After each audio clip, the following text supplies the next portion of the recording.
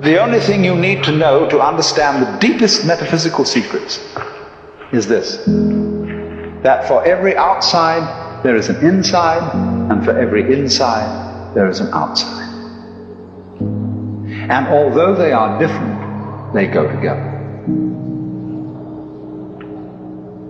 There is, in other words, a secret conspiracy between all insides and all outsides, and the conspiracy is this: to look as different as possible, and yet underneath to be identical.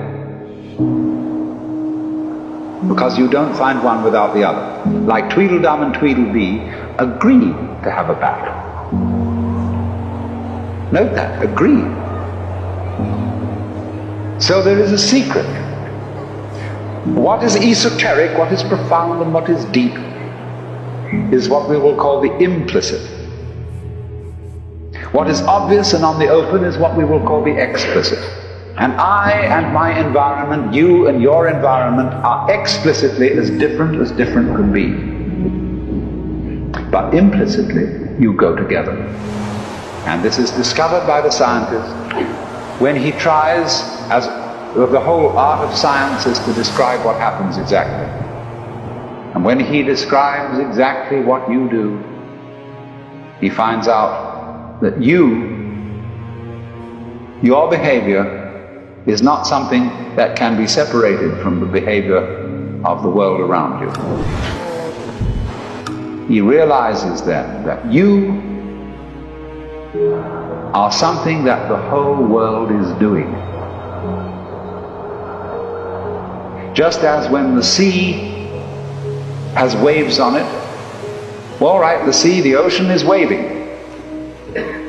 And so each one of us is a waving of the whole cosmos, the entire works, all there is. And with each one of us, it's waving and saying, "You, here I am." Only it does it differently each time. Because variety is the spice of life. But you see, the funny thing is, we haven't been brought up to feel that way. Instead of feeling that we, each one of us, are something that the whole realm of being is doing, we feel that we are something that has come into the whole realm of being as a stranger. When we were born, we don't really know where we came from, because we don't remember.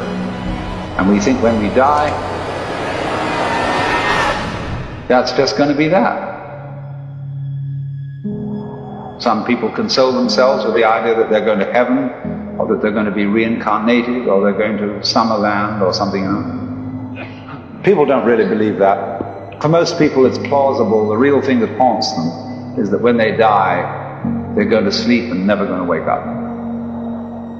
They're going to be locked up in the safe deposit box of darkness forever.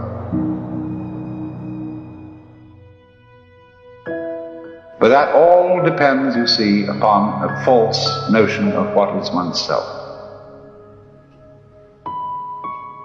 Now, the reason why we have this false notion of ourselves is, as far as I can understand it, that we have specialized in one particular kind of consciousness. Being very general and rough, we have two kinds of consciousness. One I will call the spotlight, and the other the floodlight. The spotlight is what we call conscious attention, and that is trained into us from childhood as the most valuable form of consciousness. When the teacher in class says, "Pay attention," everybody stares and looks fast at the teacher like that. That's spotlight consciousness. Fixing your mind on one thing at a time. Concentrate. And even though you may not be able to have a very long attention span, nevertheless you concentrate. You use your spotlight, one thing after another, one thing after another, flip, flip, flip, flip, flip, flip, flip, flip, like that. But we also have another kind of consciousness, which I'll call the floodlight. For example, you can drive your car for several miles with a friend sitting next to you, and your spotlight consciousness will be completely absorbed in talking to your friend. Nevertheless, your floodlight consciousness will manage the driving of the car, will notice all the stoplights, the other idiots on the road, and so on, and you'll get there safely, without even thinking about it. But our culture has taught us to specialize in spotlight consciousness and to identify ourselves with that form of consciousness alone. I am my spotlight consciousness. My conscious attention, that is my ego, that is me. And very largely we ignore the floodlight. Now the floodlight consciousness is working all the time. Every nerve end that we have is its instrument.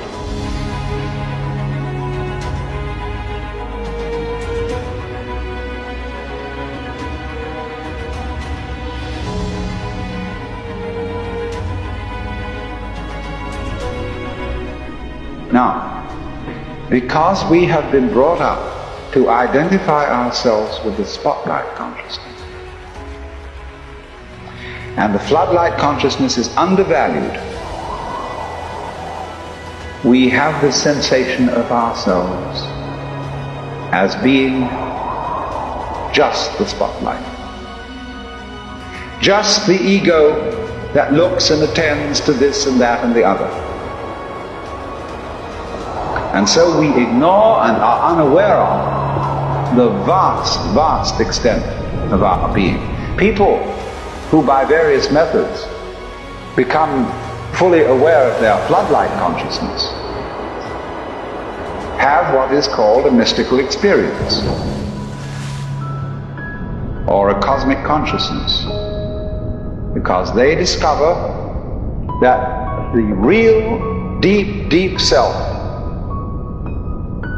that which you really are, fundamentally and forever, is the whole of being. All that there is, the works, that's you. Just as a sun or star has many rays, so the whole cosmos expresses itself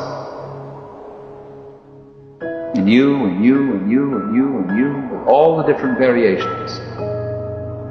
It dances with infinite variety.